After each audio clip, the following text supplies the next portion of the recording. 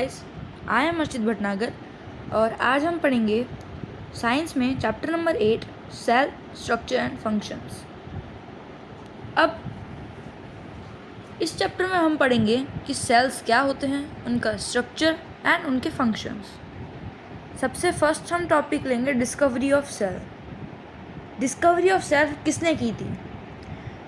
जैसा कि आपको फर्स्ट क्वेश्चन हमारा सेल चैप्टर में ये बनता है कि सेल्स क्या होते हैं। Cells building block of life और structural and functional unit of life होते हैं। Cells are structural and functional unit of life and building block of life. Okay, अब हमारा टॉपिक है डिस्कवरी ऑफ सेल। सेल की डिस्कवरी कैसे हुई थी? फर्स्ट सेल की डिस्कवरी रॉबर्ट हुक ने की थी 1665 में। उनने एक ट्री की बार्क को काट के उनके बार्क के अंदर का स्लाइस लिया था। फिर उसको उनने अपनी एक माइक्रोस्कोप बनाई थी जो उनकी हैंडमेड थी। उससे उनने देखा कि कॉर्क के जो सेल्स थे वो हनीकॉम जैसे थे। Honeycomb means hexagon type cells थे। आप इस इमेज में देख सकते हैं कि hexagon types rectangular box type इसमें जो हैं वो हैं सेल्स। उनने ये बताया था कि जो सेल्स हैं वो एक दूसरे को सेपरेट कर रहे हैं एक वॉल से, जिसे नाम दिया था सेल वॉल। फिर 150 ईयर्स के बाद जब रॉबर्ट हुक ने माइक्रोस्कोप बनाई थी, उसको साइंटिस्ट ने इम्प्रूव किया, मैग्नीफिशेंट बनाया उसको, और आज हमारे पास एक मैग्नीफिशेंट माइक्रोस्कोप है जिससे कि हम एक सेल का न्यूक्लियस भी देख सकते हैं।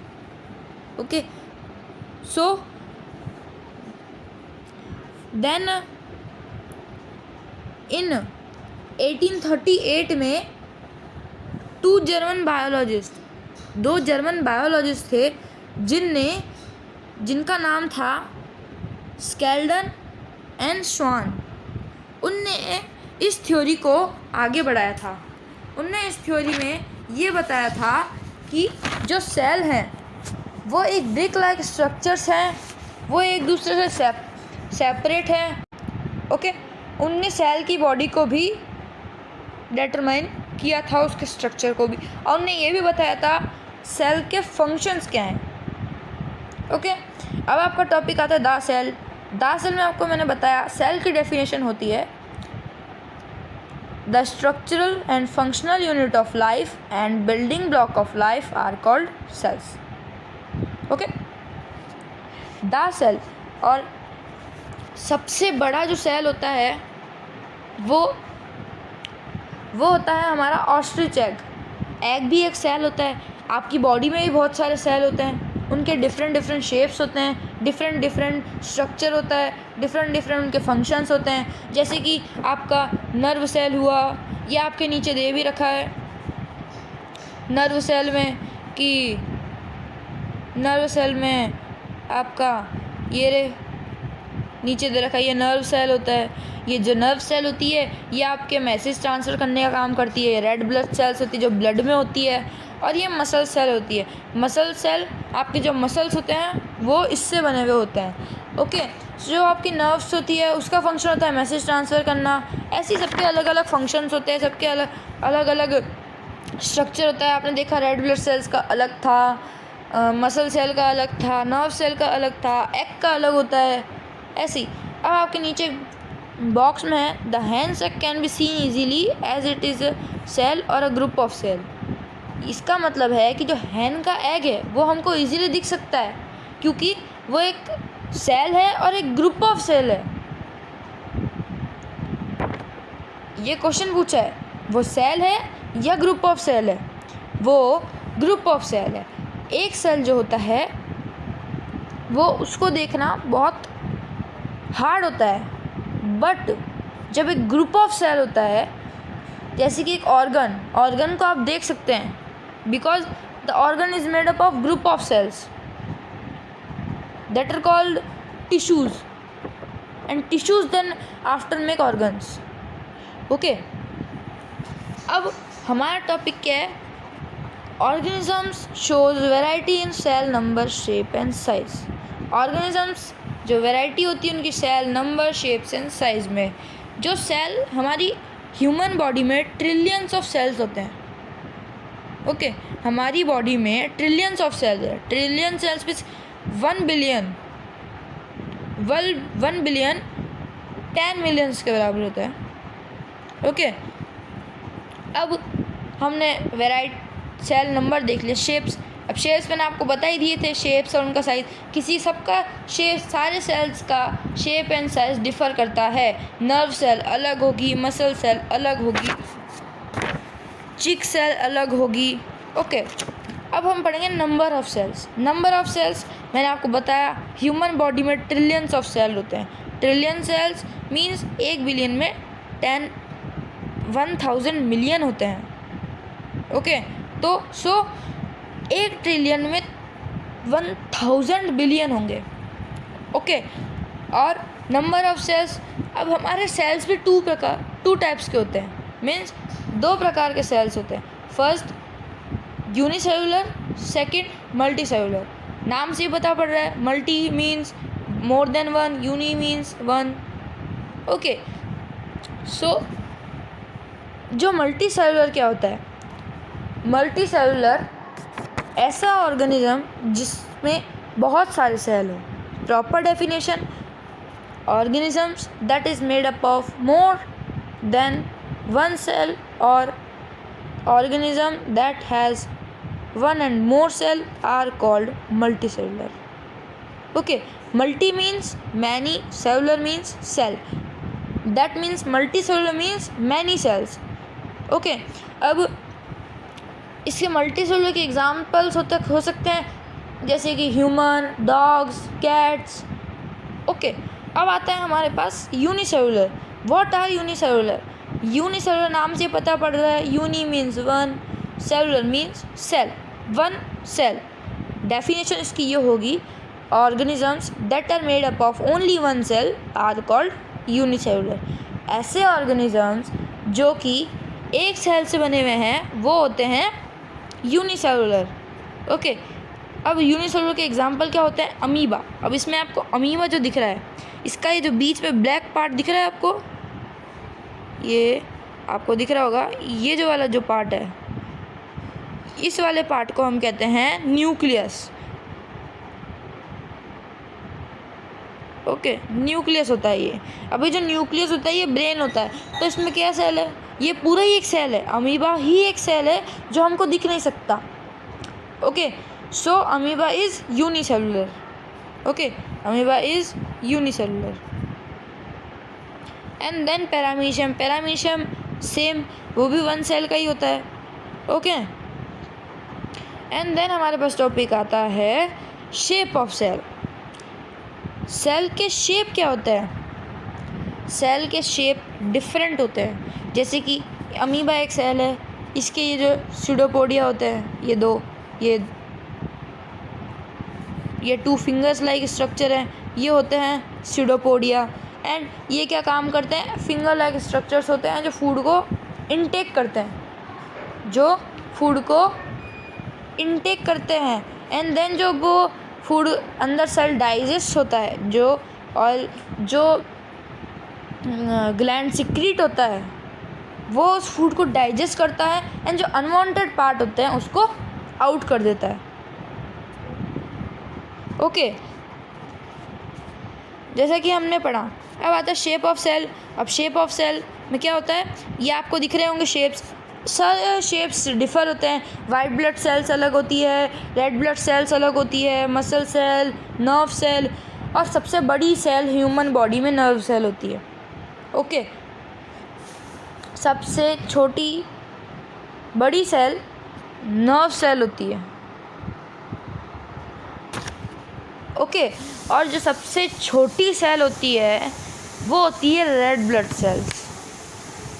ओके जो कि होती है 0.007 millimetre in diameter.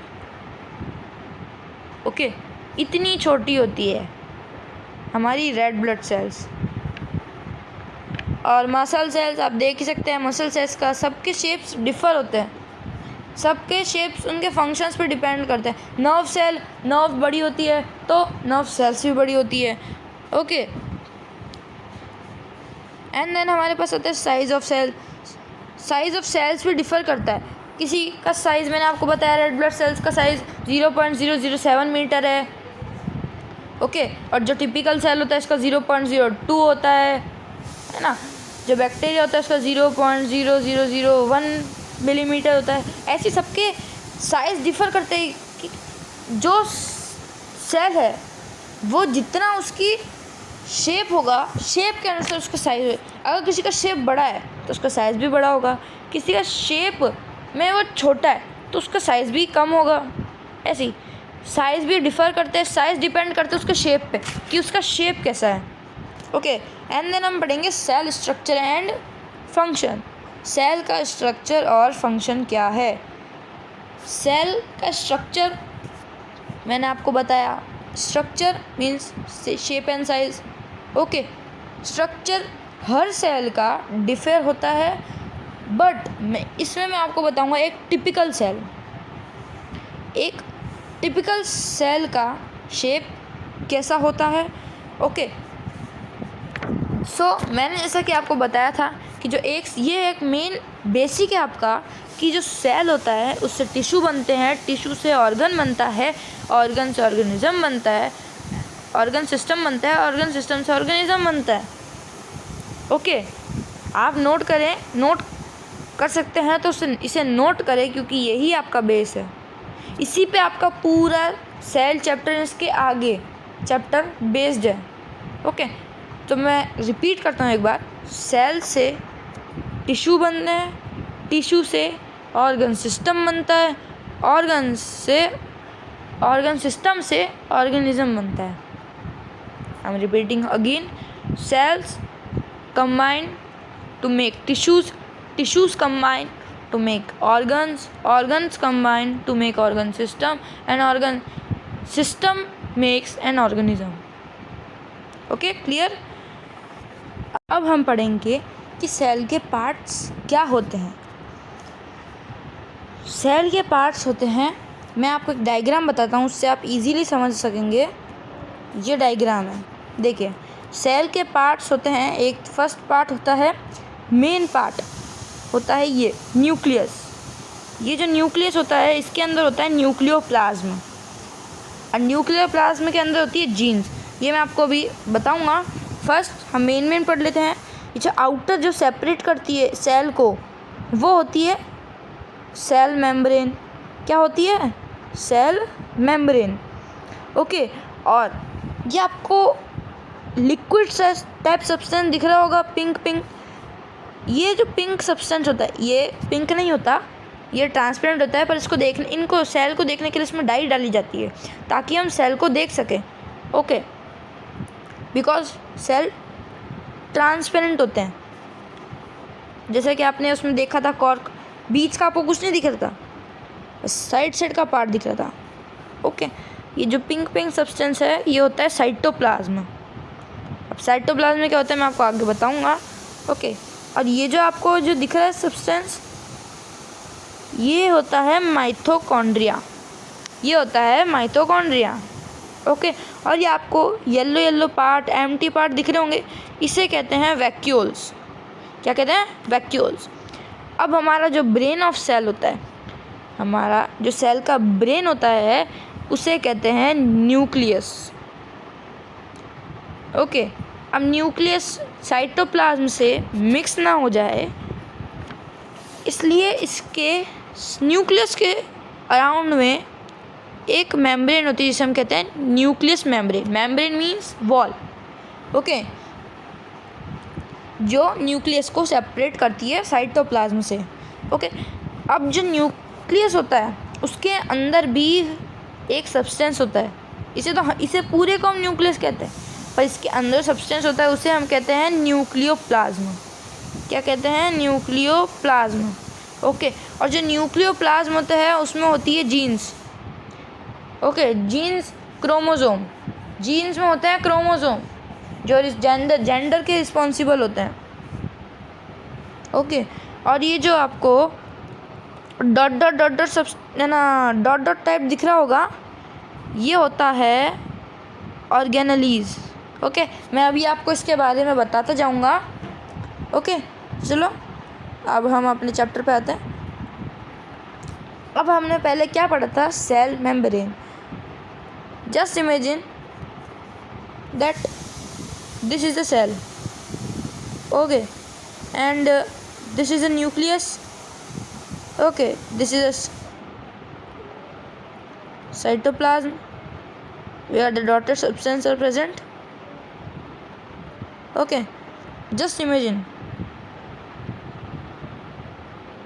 this is nucleus and this is vacuoles, this is mitochondria. Okay, this is mitochondria. Okay, अब ये हम पर फर्स्ट होता है हमारा सेल मेम्ब्रेन। ये जो आउटर पार्ट होता है सेल का, आउटर पार्ट को कहते हैं सेल मेम्ब्रेन। सेल मेम्ब्रेन कहते हैं, क्या कहते हैं, सेल मेम्ब्रेन। एंड देन जो ये आपको दिख रहा होगा, इसको कहते हैं माइटोकॉन्ड्रिया।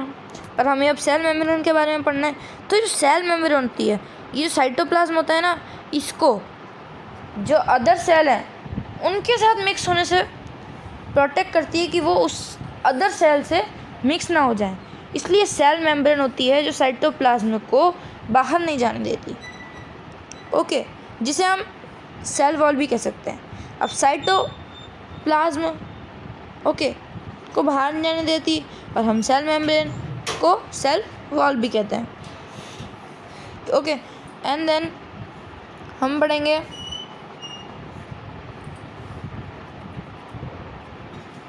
रेस्ट कर देते हैं पहले से। ओके, एंड देन हम पढ़ेंगे अबाउट साइटोप्लाज्म। साइटोप्लाज्म क्या होता है? साइटोप्लाज्म एक जेली लाइक सब्सटेंस होता है। मैंने आपको बताया था कि इसमें डॉट डॉट डॉट डॉट होते हैं, dot dot dot dot type एक सब्सटेंस होता है जिसे हम ऑर्गेनेलीज कहते हैं। अब ये जो सेल में जेली लाइक सब्सटेंस होता है, इसे हम कहते हैं cytoplasm. Cyto means hollow and plasm means liquid, means hollow liquid. ऐसा लिक्विड जो थोड़ा सा गाढ़ा हो पर वो लिक्विड भी हो। ओके, ऐसा नहीं वो पूरा ही गाढ़ा है और आप उसको स्थिर करें तो वो स्थिर भी ना हो। ऐसी चीज़ें होती हैं, थोड़ा सा गाढ़ा हो पर वो लिक्विड हो, ऐसा हॉलो लिक्विड, थोड़ा सा गाढ़ा लिक्विड, वो होता है साइटोप्लाज्म। ओके, अब ऑर्गेनेलीज क्या होती है? ऑर्गेनेलीज वो जो डॉट डॉट पार्ट था उसमें ऑर्गेनेलीज होता है वो। ओके, अब मैं आपको यही बताऊंगा कि ऑर्गेनेलीज कितने टाइप्स की होती है। I will tell you further. Okay, अब हम आते हैं न्यूक्लियस पे। What R nucleus? न्यूक्लियस क्या है? न्यूक्लियस को हम सेल का ब्रेन भी कहते हैं। ओके, न्यूक्लियस को हम ब्रेन ऑफ द सेल भी कहते हैं। क्या कहते हैं? Brain of the cell. अब मैंने आपको बताया था जो न्यूक्लियस होता है उसके सराउंड में एक मेम्ब्रेन होती है। मेम्ब्रेन मीन्स वॉल, जो साइटोप्लाज्म से सेपरेट होने में प्रोटेक्ट करती है, जिसे हम क्या कहते हैं? Nucleus membrane. क्या कहते हैं? Nucleus membrane. अब जो न्यूक्लियस होता है उसके अंदर भी एक लिक्विड होता है जिसे हम कहते हैं न्यूक्लियोप्लाज्म। ओके, उसे हम कहते हैं न्यूक्लियोप्लाज्म। और जो न्यूक्लियोप्लाज्म होते हैं, अब ये मान लीजिए कि ये एक न्यूक्लियस है। मैं एक एग्जांपल दे रहा हूँ कि ये एक न्यूक्लियस है। ओके, इसके अंदर ये ऐसे कुछ टाइप होते हैं। ये तो हो गई हमारी न्यूक्लियस मेम्ब्रेन। ओके, ये पूरा हमारा हो गया न्यूक्लियस। ओके, इसके अंदर हमारा होता है न्यूक्लियोप्लाज्म। क्या होता है? न्यूक्लियोप्लाज्म। अब ये जो आपको लाइन टाइप दिख रहा है, थ्रेड टाइप स्ट्रक्चर, इसे कहते हैं क्रोमोसोम। इसे कहते हैं क्रोमोसोम, जो जीन्स को कैरी करते हैं। मैंने आपको बताया था कि जीन्स में क्रोमोसोम होता है, बात एक ही है।